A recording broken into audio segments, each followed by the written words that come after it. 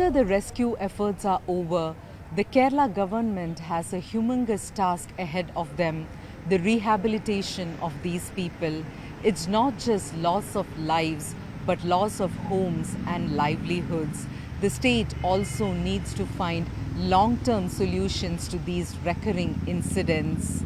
Sustainable development is a way ahead, and there needs to be a balance between the booming tourism industry and preserving ecologically sensitive areas. Shana, അന്ന് രാത്രിയിൽ എന്താണ് സംഭവിച്ചത്? അന്ന് നല്ല മഴയുണ്ട് ആ രാത്രി. അപ്പോൾ നല്ല മഴയായപ്പോൾ ഉമ്മച്ചി ഉറക്കത്തിൽ നിന്ന് നീച്ചു. Just explaining to us that around midnight when her mother heard the heavy rain, she woke up. She went to the balcony to look at the river.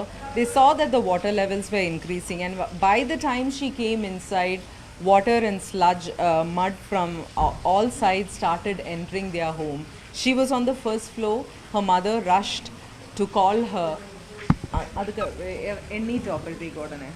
ഞാൻ ഉമ്മച്ചി ഡോറ് മുട്ടി പറഞ്ഞു എന്നോട് കുടുവ വെള്ളം കയറുന്നു. She's telling that they rushed.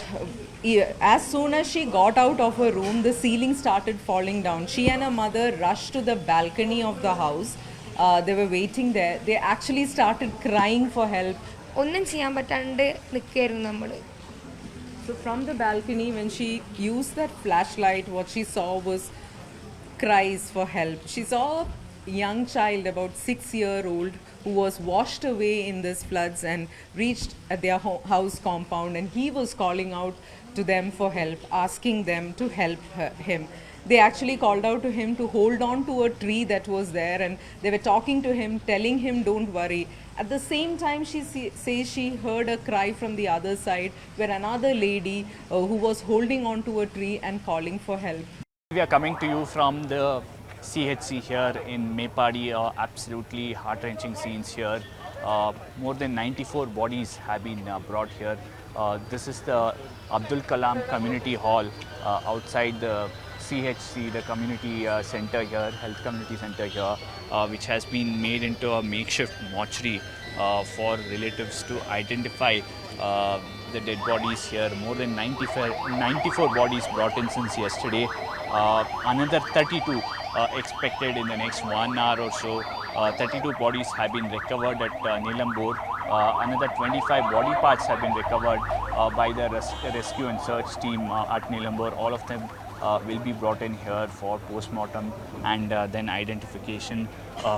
Every minute you see ambulances bringing in dead bodies, families, distraught families identifying and claiming the dead bodies and moving away from here. We in fact have one person from Shuralmala.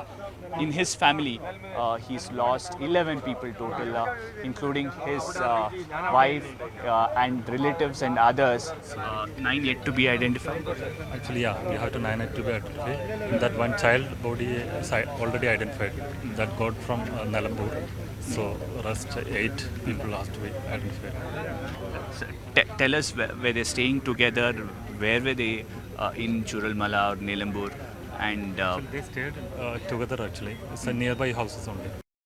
Now we are in Mundakai. This is a little away from Churamala, and what you see behind me is where the landslide got triggered first. A lot of it is covered by the mist now, the fog now, but up that hill, much higher than what you see currently, is the hill that has come crashing down. As far as you can see, you will see devastation over there. That's where the landslide got triggered. That is then washed down at a great speed, taking away several houses and villages along this stretch from Mundakai till Churamala and killing several people, taking their lives and leaving a trail of death and destruction. Forest, what you see here, this is a reserve forest that has been devastated to a large extent. Estates have been devastated. Houses have been reduced to rubble. This is the ground zero. This is the epicenter of what happened, the landslide. The landslide's epicenter is this, and this is what has caused death of so many people.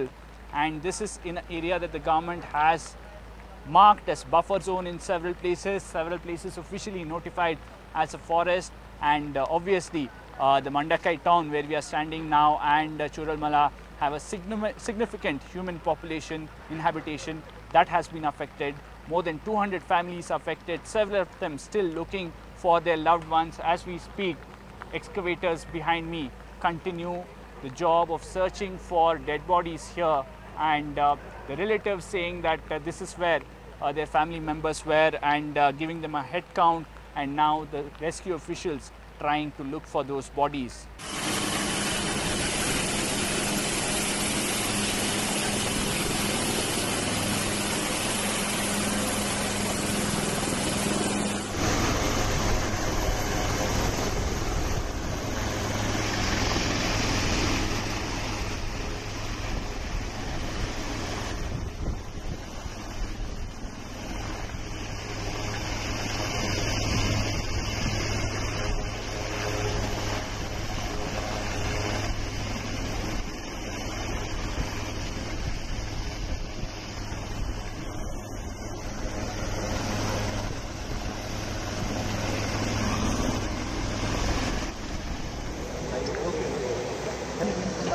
ഏതാണ്ട് 20 ഏക്കറോളം മണ്ണ് ആണ് അവിടെ